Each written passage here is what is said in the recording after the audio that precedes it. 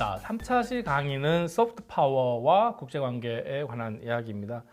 소프트 파워는 대체로 이제 하드 파워와 구별되는 것으로서 이해를 많이 하죠. 그런 소프트 파워 개념이라고 하는 것이 기존에 우리가 이해하고 있는 군사력이나 경제력하고는 다른 어떤 매력의 차원이기 때문에 사실은 그 뭐 유형의 것도 있지만 무형의 것도 굉장히 많습니다. 그런 관점에서 문화적인 요소와 많이 관련되고 종교적인 요소와도 많이 관련된다. 물론 문화적인 요소, 종교적인 요소 이외의 것도 분명히 존재를 하지만 그것과 많이 관련이 된다는 것이죠. 특히 어떤 국가가 소프트 파워를 많이 가지고 있다라고 할 때 그것이 가지는 무슨 의미이냐라고 질문을 할 때 그것은 뭐 단순히 군사력이 강해서 경제력이 강해서 소프트 파워가 또 하드 파워가 강하기 때문에 소프트 파워가 강하다고 할 수도 있지만 그 이외의 것도 분명히 존재를 한다는 것이죠. 자, 그 소프트 파워는 보통 연성 권력이라고 합니다. 기존의 이제 권력 개념은 군사력, 경제력을 바탕으로 한 하드 파워, 경성 권력이라고 하는 그런 개념의 바탕을 두고 있죠. 특히 군사력이 강하고 경제력이 강한 국가가 강한 국가다, 강대국이다 이런 인식이고 여전히 뭐 그런 인식에는 변화가 거의 없습니다. 그렇지만 소프트 파워가 이 굉장히 중요한 그 권력 자원으로서 이제 이해를 하는데 특히 이 이야기를 이제 주로 이제 많이 했던 분이 미국의 조셉 나이 주니어라고 이라는 학자입니다. 조셉 나이가 했던 이야기가 뭐냐면 자신이 원하는 바를 자발적으로 따르도록 만드는 능력이 있다고 이건 곧 매력이라고 볼 수가 있겠죠. 즉 힘, 권력이라고 하는 것이 뭡니까? 권력은 상대방이 원하지 않더라도 내가 원하는 방식으로 상대방이 따르도록 하는 것이죠. 상대방이 비록 원하지 않더라도 내가 원하면 상대방이 하도록 하는 것이죠. 상대방이 원해서 하는 건데 내가 영향을 미쳤다고 할 수는 없는 것이죠. 근데 상대방이 원하지 않더라도 내가 원하기 때문에 상대방이 하도록 하는 것이죠. 가령 예를 들면 어떤 그 아이를 교육시키는 관점에서 보면 그 과정에서 어떤 아이가 뭐 학원을 가게 하고 공부를 하게 하고 어떤 일을 하게 하는 과정에서 만약 그 아이가 원하지 않는데도 부모가 원해서 하도록 하는 방식이 있겠죠. 뭐 전통적으로는 예를 들어 뭐 사용하면 안 되겠지만 폭력을 뭐 사용해가지고 뭐 그 강압적으로 하는 그런 경향이 있습니다. 즉 국가 단위에서 보면 군사력을 통해서 그런 어떤 권력을 활용한다든가 거고 또 다른 방면은 용돈을 주면서 그 회유를 하는 것이 있겠죠. 그건 국가 단위에서 보면 경제력을 통해서 하는 거죠. 이것이 다 하드 파워적인 요소라는 거죠. 근데 소프트 파워는 뭐냐 하면 아이가 원하지 않더라도 그리고 뭐 돈을 쓰지도 않고 용돈을 주지도 않고 강압적으로 폭력을 뭐 행사한다는 것을 의미하지도 않으면서도 하는 것은 뭐냐면 부모가 이야기하고 바라니까 애들이 보기에 부모가 원하는 것이 훌륭한 것이다, 좋은 것이다. 따라서 내가 그렇게 하는 것이 좋은 것이다. 학원에 가서 공부도 열심히 하고 그렇게 그 착한 행동을 하면서 살면 결국 나에게도 도움이 되는 거죠. 즉 부모님이 하시는 말씀은 믿을 만한 것이다. 라고 하는 건데 어떤 그 부모에 대한 존경심이나 부모님의 하시는 말씀이 가지고 있는 가치를 이해를 하게 된다면 잘 따르게 된다는 그거는 어떤 강압적으로 폭력을 행사한 것도 아니고 용돈을 줘가지고 경제적인 차원에서 유혹을 한 것도 아님에도 불구하고 자발적으로 따르도록 하는 것이죠. 그래서 그 부모가 원하는 방식대로 아이들이 자발적으로 따르도록 하는 것도 마찬가지로 그것이 부모의 매력이고 그것이 바로 소프트 파워입니다. 이것을 국제관계에 이제 확대해서 이야기를 하는 것입니다. 즉 소프트 파워 자체도 하나의 파워죠. 권력이고 힘이죠. 상대방에 영향을 미치는 것이니까요. 근데 그 소프트 파워의 가장 중요한 것이 문화라고 하는 요소라는 거죠. 우리가 일반적으로 문화라고 할 때 그런 요소입니다. 자, 미국은 하드 파워도 가장 강한 나라고 소프트 파워도 뭐 가장 강하다고 할 수 있을지는 모르겠지만 강한 나라라고 합니다. 하드 파워가 강하다는 것은 쉽게 이해가 되죠. 세계에서 군사력이 제일 강한 나라입니다. 세계에서 경제력이 가장 강한 나라입니다. 하드 파워가 가장 강한 나라이죠. 근데 미국의 소프트 파워는 무엇이냐? 물론 소프트 파워가 강하지만 그것이 뭐 왔다 갔다 할 수도 있겠죠. 이것이 성장할 수도 있고 다시 그 영향력이 약화될 수도 있겠죠. 근데 대충 우리가 일반적으로 봤을 때 미국의 소프트 파워가 강하다고 하는 것은 미국이 나름대로 매력을 가지고 있다. 세계의 많은 국가들이 그렇다는 거죠. 헐리우드 문화가 그렇다는 거죠. 헐리우드 영화를 보면서 그것에 감동을 받은 어린이들이 되게 많다는 것은 그 감동받은 어린이들은 헐리우드에 가보고 싶고 디즈니랜드에 가보고 싶다라고 하는 그런 생각들을 가지게 된다는 거죠. 나름대로 그런 미국의 그런 뭐 영화나 팝 문화나 이런 것들이 대중문화가 가지고 있는 그 매력 매력들이 있다는 거죠. 그리고 무엇보다도 미국의 어떤 그 소프트 파워는 영어라고 하는 것이죠. 영어라고 하는 것이 그 세계에서 아주 중요한 그 이걸 잘 영어를 잘하면 중요한 능력으로서 뭐 직장도 잘 구할 수 있고 뭐 또 그 굉장히 뭐 더 행복하게 살 수 있다라고 하는 그런 인식이 굉장히 많이 있습니다. 따라서 영어를 잘 하고자 하는 그런 노력들이 미국 사람들은 영어 모국어니까요. 미국이나 영국 사람들은 이것이 더 매력적으로 보이게 한다라고 하는 것이죠. 그리고 많은 사람들, 세계의 많은 사람들이 미국에서의 대학 교육과 혹은 뭐 대학원 교육을 받고자 원합니다. 그것이 무엇인지 정확히는 모르지만 미국에서 대학 교육과 대학원 교육을 받아서면 훨씬 더 뭐 잘 살 수 있다라고 하는 개념들이 있습니다. 반드시 그런 것은 아니지만 그런 개념들이 있고 이것이 매력으로 다가온다는 거죠. 또 다른 측면에서 보면 미국의 민주주의와 미국의 시장 경제에 관한 것입니다. 이것이 미국의 소프트 파워이기도 합니다. 다만 미국의 소프트 파워에 대해서 긍정적인 평가를 하기도 하는데 이런 미국의 가치들이 부정적으로 평가되기도 하죠. 미국이 가령 뭐 미국의 민주주의와 시장 경제를 독단적으로 어떻게 뭐 다른 국가에 강요한다든가 이런 경우에 반미 감정이 상당히 많이 성장한다는 것을 볼 수 있습니다. 특히 뭐 2000년대나 2010년대 말 이럴 때 그 반미 감정들이 굉장히 많이 있었습니다. 한국뿐만 아니라 뭐 일본에서도 그렇고 중국에서도 그렇고 유럽 국가에서도 그런 부분들이 많이 확산되었는데 그것은 미국의 매력이 그만큼 하락한다는 거죠. 예, 그래서 영향력이 줄어든다는 거죠. 즉 미국의 소프트 파워가 감소된다는 거죠. 즉 미국은 과거에 하드 파워가 성장했다가 축소되는 것에 이제 뭐 그 관심을 많이 가지고 걱정을 많이 했던 때가 있었죠. 특히 1980년대 그래서 뭐 강대국의 흥망성쇠에 관한 이야기를 할 때 주로 하드 파워적인 이야기를 했는데 소프트 파워 역시 그런 모습을 가질 수 있다는 거죠. 일정 부분 미국의 소프트 파워가 성장을 해서 다른 국가들의 다른 나라 국민들에게 매력으로 다가올 수도 있는데 그것이 또 커다란 반발을 야기하기도 한다는 거죠. 그러면 이 소프트 파워가 강화되기도 하고 약화되기도 하고 하는 겁니다. 중국 같은 경우에도 소프트 파워가 있겠죠. 기본적으로는 이제 과거의 이제 공맹사상 같은 것이 그렇죠.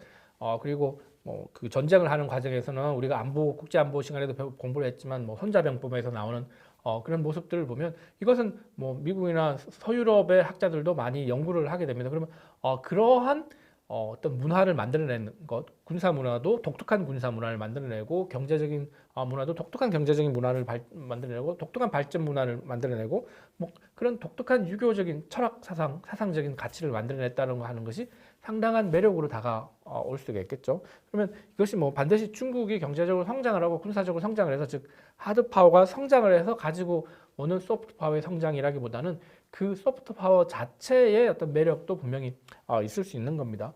특히 그렇지만 이제 중국이 또 성장을 하면서 보일 수 있는 소프트 파워도 있는 거죠. 즉 경제가 발전하니까 다른 저발전 국가들로부터 중국이 경제를 어떻게 발전시키느냐라고 하는 그런 질문을 하게 되고 그걸 따라하려고 하는 모습이 있겠죠. 그러면 그것 자체가 경제 발전 모델 자체가 중국의 소프트 파워죠. 또 중국이 이야기하는 것은 사회주의 특색을 가진 어떤 경제 발전 모델과 정치 발전 모델 뭐 이런 걸 이야기합니다. 즉 서구의 민주주의 모델이나 특히 미국식 민주주의 모델이나 미국식 시장 경제의 모습을 부정하고 그것을 일부 받아들이면서도 그것보다는 중국식 특색을 가지고 있는 정치 발전 모델, 경제 발전 모델을 이야기를 합니다. 그러면 기존의 미국식 모델에 반감을 가지고 있던 많은 저발전 국가에서는 중국식 모델이 발전을 더 빨리 하고 있고 또 저발전 국가의 어떤 뭐 독재자들이나 어떤 권위주의 지도자들은 자신의 권력을 유지하면서도 그리고 경제 발전을 하고 사회를 안정시킬 수 있다는데 또 매력을 느낄 수도 있다는 거죠. 이제 그런 차원에서 중국의 소프트 파워도 일정 부분 성장을 하고 있고 물론 그 과정에서 나름대로 많은 반감을 가지기도 합니다. 근데 기본적으로 가지고 있는 중국의 어떤 철학 사상이나 유교의 어떤 유교적 가치 이런 것들은 상당히 전 세계로 전파되어 있는 부분들도 굉장히 많이 있죠.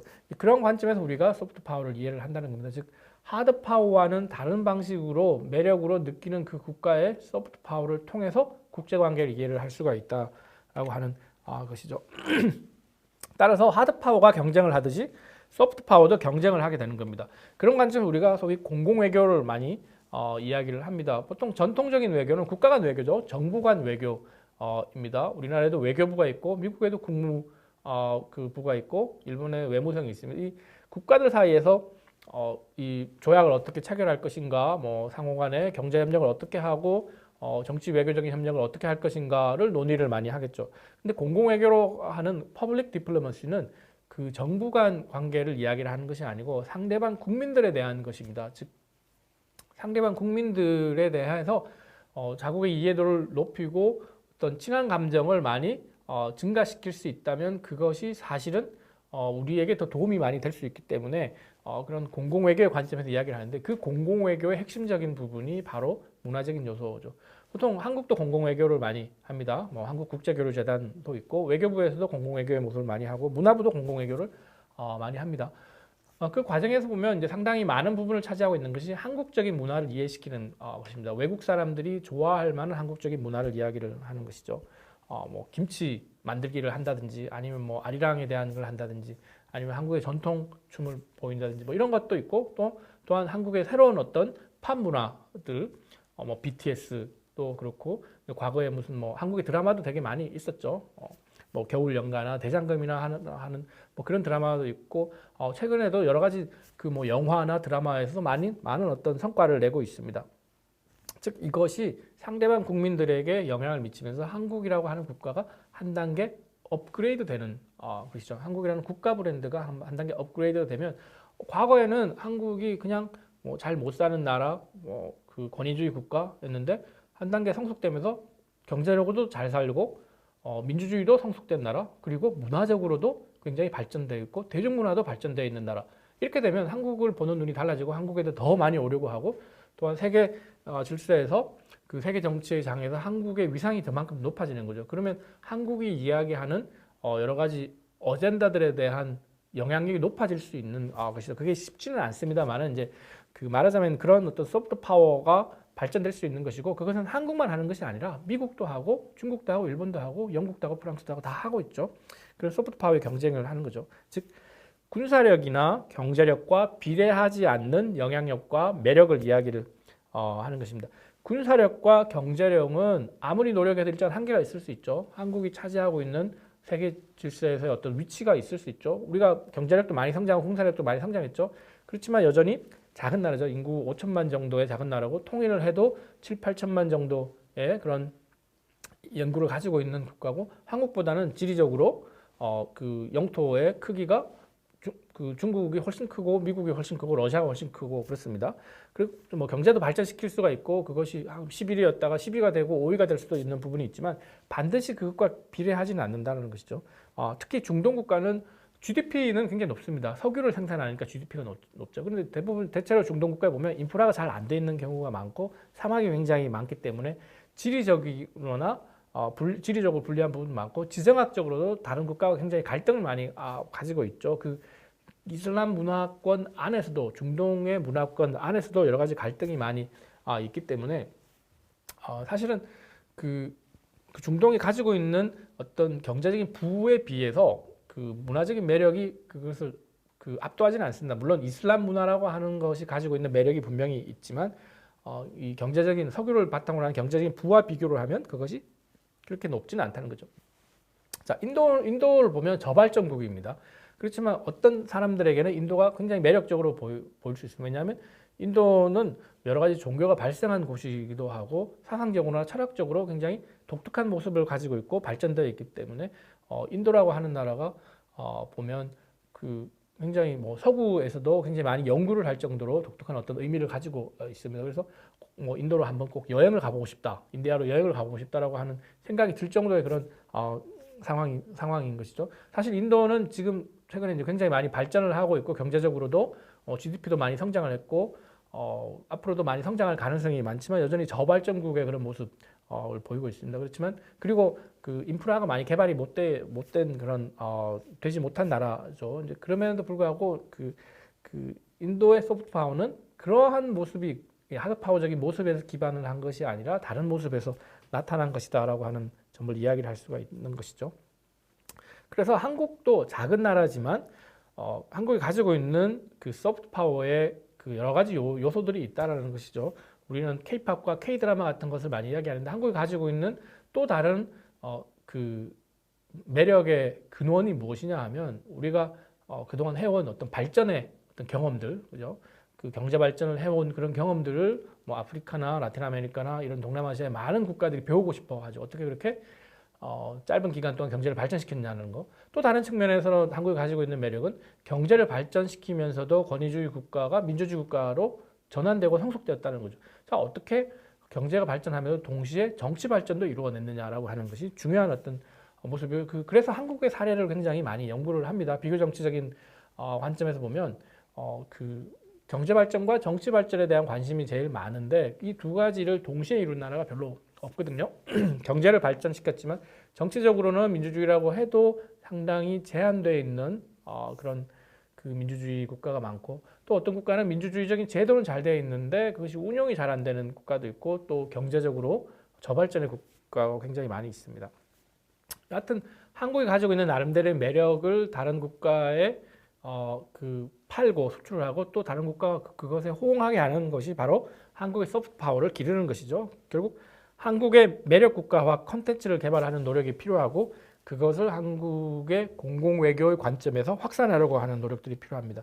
자, 소프트 파워라고 하는 것이 이제 그러한 것을 얘기를 합니다. 자, 소프트 파워와는 약간 다른 개념이지만 그렇지만 서구가 생각하기에는 소프트 파워의 관점에서 보고 있는 부분들이 있습니다. 바로 아시아적 가치라고 하는 것입니다.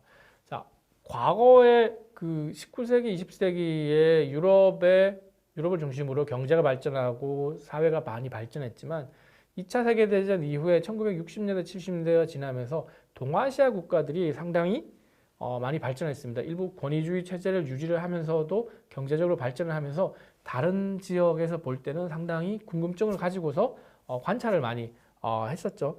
근데 그것에 대해서 이제 아시아적 가치, 에이시안 밸류라고 하는 아시아적 가치라고 하는 개념으로 많이 설명을 했었습니다. 즉 동아시아 국가들이 1960년대, 70년대에 일본이 굉장히 빠르게 성장을 했고 1970년대, 80년대에 한국이나 뭐 그 싱가포르, 타이완, 홍콩 뭐 이런 곳에서 상당히 빠르게 성장을 했고 1990년대 이후에 2000년대 중국이 빠르게 성장하고 결국 세계 경제 질서 2차 세계대전 이후의 세계 경제 질서에서 가장 빠르게 성장을 한 그런 국가들을 보면 대체로 대부분이 동아시아에 있는 국가들이라는 거죠.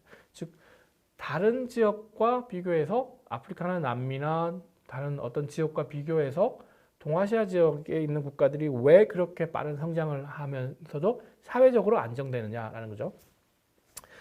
그것 자체를 설명하면서 이 아시아적 가치, 에이시안 밸류에 대한 이야기들이 나왔는데, 즉 국가가 사회의 안정을 유지를 하고 사회 구성원의 자발적인 협력에 의해서 예의를 실천을 하고 그리고 이것은 유교적 전통의 영향이다라는 거죠. 즉 말하자면 사회의 안정은 유교적인 질서에서 유교적인 가치의 영향하에서 이것이 아시아적인 가치인데 영향하에서 사회의 안정성을 강조하는 분위기가 형성되어 있다는 거죠. 사회가 통합되고 안정돼야 된다는 거죠.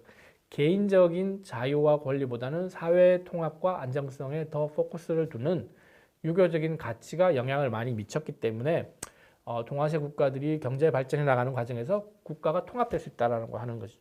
그런 관점에서 비록 권위주의 국가였지만 그것이 경제적으로 더 발전해 나가는 과정 속에서 안정될 수 있다라고 하는 거죠. 상대적으로 비판을 다른 지역보다 덜 받았다고 하는 것이죠. 근데 이제 아시안 밸류에 대해서 조금 보면 어떤 면에서 보면 아시아의 특수성을 강조하는 거죠. 유교 문화권의 특수성을 강조를 하는 거죠. 유교 문화권만이 가지고 있는 나름대로 일종의 소프트 파워적인 관점에서 이야기를 하는 것이다라고 하면 이것은 상당히 비판적인 것은 일반적으로 그 아시아를 예외적인 것으로 특수적인 것으로 볼 수 없다라고 하는 겁니다. 즉 아시안 밸류를 동아시아의 지도자들이 강조하는 이유는 보수적인 사회 이데올로기를 유지하도록 하기 위한 것이죠. 즉 국가의 통합성을 강조하면서 개인의 자유와 권리는 조금 소홀히 하고 인권을 소홀히 하면서 국가 발전에 우선을 두고 그러면서 그것까지는 국가 발전을 경제 발전 시키려고 하는 것까지 좋은데 개인을 희생함으로 사회 전체를 강조를 하면서 그 어떤 정치적인 안정성을 유지하려고 하는 즉 권위주의 정부의 안정성을 유지를 하려고 하는 그런 어떤 의도를 가지고 있다는 거죠. 다른 의도를 가지고 있다는 거죠. 그것을 위해서 유교적인 가치를 활용을 했다는 그런 것이죠. 그것이 아시아적인 가치이고 아시아의 소프트 파워라고 이야기를 하면서 그것을 정치적으로 활용을 하려고 했다는 그런 모습들이 있습니다. 이런 비판들은 결국에 비판들이 이야기하는 것은 결국에 아시아의 금융위기 1997년 이후에 있었던 아시아의 금융위기를 보면 그러한 아시아의 모습들이 상당히 결과적으로는 나중에 큰 대가를 치르게 된다라고 하는 점을 강조를 합니다. 그래서 아시아적 가치가 역효과도 있고 또 이런 가치가 붕괴될 수 있다라는 것을 이제 이야기를 하면서 이것이 아시아만 예외적으로 그런 것이 아니고 이것이 일정 부분은 효과가 있을 수 있지만 장기적으로는 문제가 굉장히 많다라고 하는 것을 이야기하고 또 다른 측면에서는 권력자들이 권위주의 지도자들이 권위주의 정부가 자신의 어떤 정부를 유지하기 위한 방편으로서 개인의 희생, 국민들의 희생을 요구하는 것이다. 그것을 아시아적 가치로 포장을 해가지고 한 것이다. 이런 비판들도 상당히 많이 있습니다. 특히 싱가포르의 지도자인 리콴 유와 그 한국의 지도자인 그 김대중 사이에서 이런 논쟁들이 굉장히 있었습니다. 이제 리콴 유 같은 경우에 이제 에이시안 밸류를 굉장히 많이 강조를 했죠. 동아시아 경제 발전의 원인은 유교적인 가치다라고 했죠. 개인의 자유를 일정 부분 제한을 하지만 사회 질서를 유지함으로써 공공의 선을 달성했다라고 하는 것입니다. 그래서 싱가포르의 권위주의 정부를 유지하는데 핵심적인 역할을 이제 하게 된 것이죠. 사실 싱가포르는 경제적으로 굉장히 많이 발전했지만 권위주의 정부를 여전히 유지를 하고 있죠. 싱가포르를 두고 이제 민주주의 국가라고 얘기를 하지는 않죠. 그러니까 이제 그런 어떤 자국의 시스템을 그 변호하는 어떤 그런 지지하려고 하는 그런 관점에서 얘기를 하고 또 지속적으로 싱가포르이 해왔던 추구해왔던 어떤 그 공공의 안정성, 국가의 안정성을 위해서 개인의 자유를 제한해도 된다라는 거 하는 것을 디펜스하려고 하는 모습이라고 볼 수가 있습니다. 이제 그런 글을 그 포리인 어페어즈에 이제 게재를 했는데 이제 한국의 김대중 대통령이 되기 전에 이제 반박의 글을 펼쳤죠. 근데 김대중 대통령은 과거부터 이제 민주주의와 한국에서 민주주의를 이제 달성하려고 하는 이제 그런 그 지도자였죠. 근데 그런 관점에서 이제 그 아시아적 가치를 강조한 그 싱가포르는 나름대로 싱가포르의 어떤 그런 경험을 가지고 그걸 합리화하려고 한 것인데 사실 그렇지 않다. 아시아적 가치가 예외적인 것이 아니다라고 주장을 했습니다. 자유시장 경제가 중요하고 민주주의가 중요하고 개인의 자유가 중요하고 따라서 권위주의를 반대해야 된다.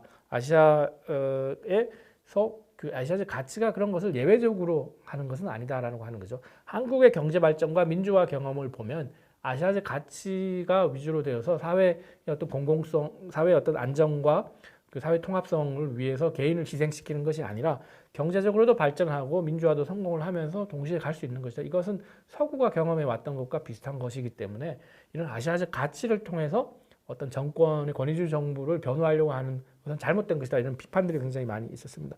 여하튼 이것이 가지고 있는 뭐 찬반의 논의가 있는데 이것 자체는 유교적인 가치, 유교 문명의 아시아적 가치가 가지고 있는 의미에 대해서 논의를 한 것이죠. 그러니까 이런 것들이 결국에는 어떤 특정 지역에서 소프트 파워로서의 그것을 그 영향을 가지느냐 가지지 않느냐라고 하는 관점에서 논의를 할 수가 있는 것입니다.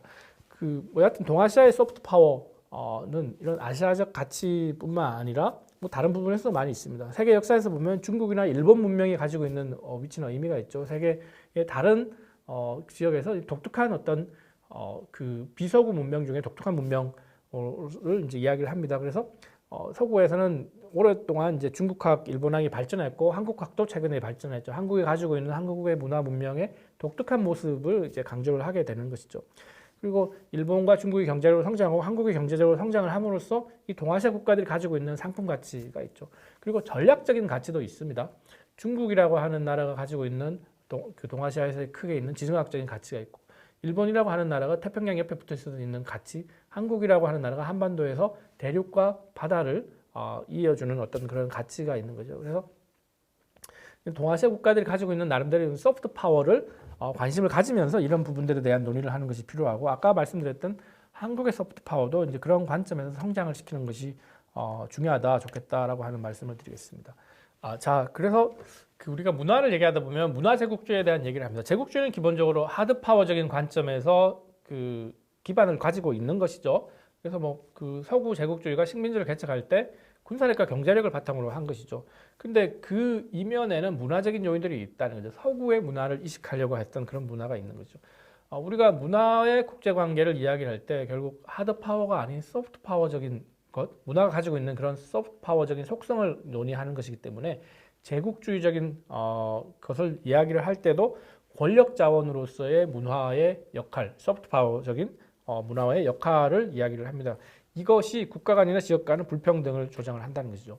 다른 곳을 지배하고 헤게모니를 장악을 하는 것이 기존에 보면 군사력과 경제력과 같은 것을 했죠. 서구가 군사력과 발전된 군사력과 경제력을 가지고서 다른 비서구 지역의 식민지를 건설을 했는데 그 이면엔 또한 서구 문화를 통해서 이것을 자연스럽게 받아들이도록 하는 그런 모습이 있었던 거죠. 서구의 종교 그리고 서구의 발전된 어떤 그 산업화의 어떤 그런 모습들 그리고 서구의 문화를 이식함으로써 비서구 지역이 서구의 문화를 모방을 하고 그것을 잘 받아들이도록 하는 거죠. 즉, 그 칼과 창으로 대포로서 장악을 하면 거부감을 많이 있겠죠. 그 강요에 의해서 지배되기는 하겠지만 거부감을 많이 있는데 문화적으로 접근을 하면 자연스럽게 동화되면서 반발을 줄일 수 있는 그런 효과도 있겠죠. 그래서 서구의 지배를 위한 서구 문화를 유지하는 부분이 있죠.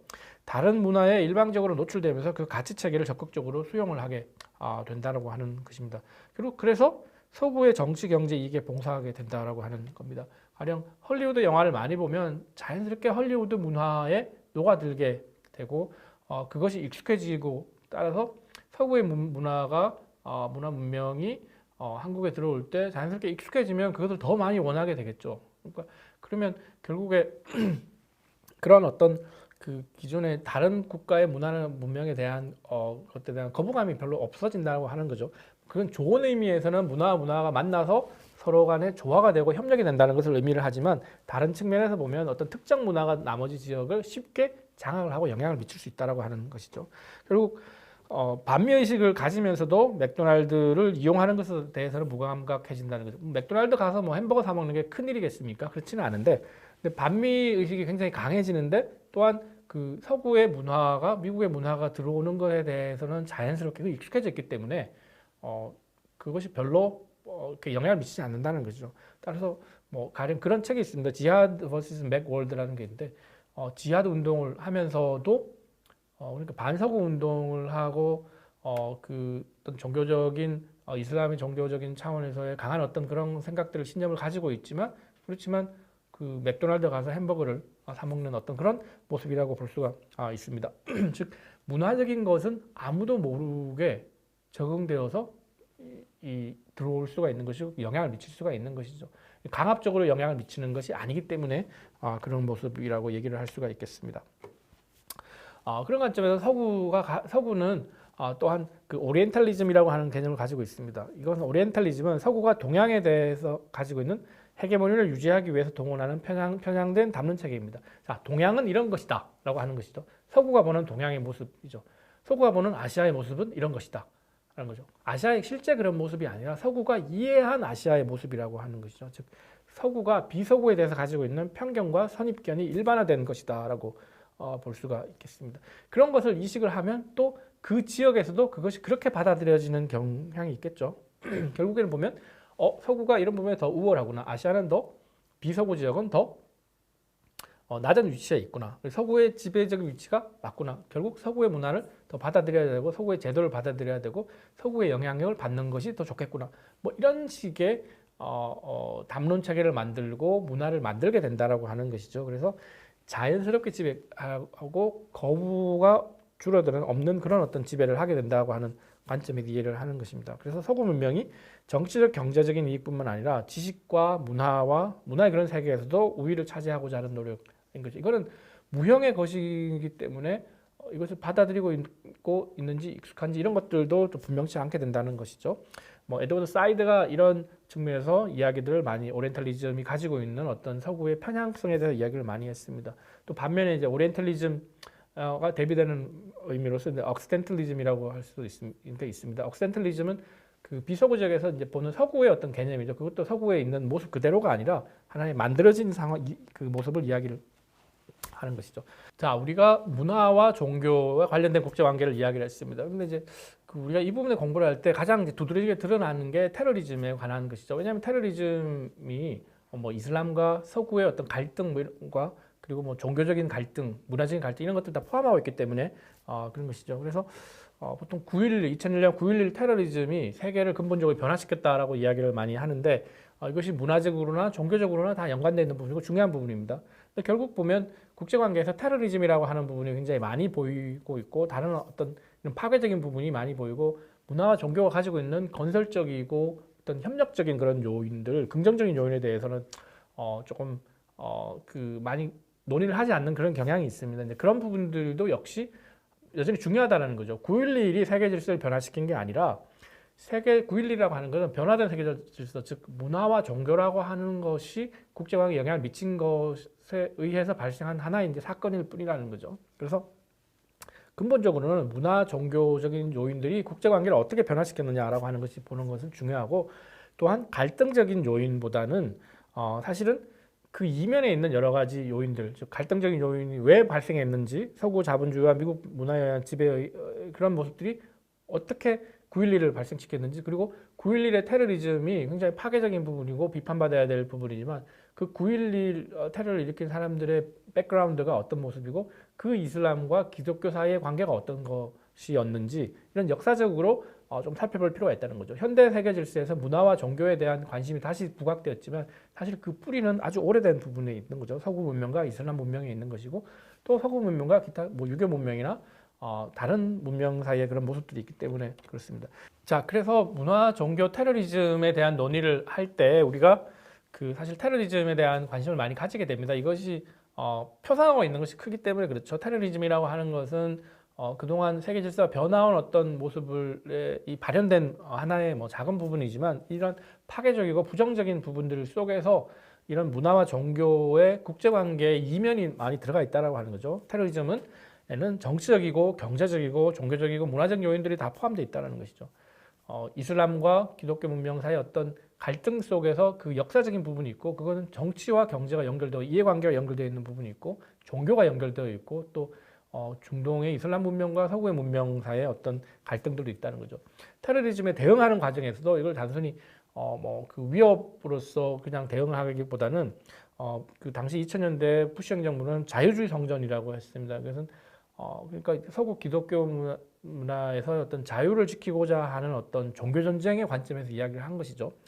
사실 실상은 뭐 종교 전쟁의 그런 문제는 아니었지만 그렇지만 이제 그 표현은 레토릭을 그렇게 한 것이죠. 그래서 서구와의 전쟁, 테러와의 전쟁은 서구의 반격의 어떤 관점에서 이해를 많이 하기도 합니다. 그것이 뭐 완전히 그것만으로서 이해를 할 수는 없고 다른 요인들이 굉장히 많이 있지만 상징적으로 그렇게 이제 표현을 하는 것이죠. 그러니까 문화와 종교라고 하는 것이 현대 세계 질서에서 테러리즘을 통해서 나타나게 됐다라고 하는 것이죠.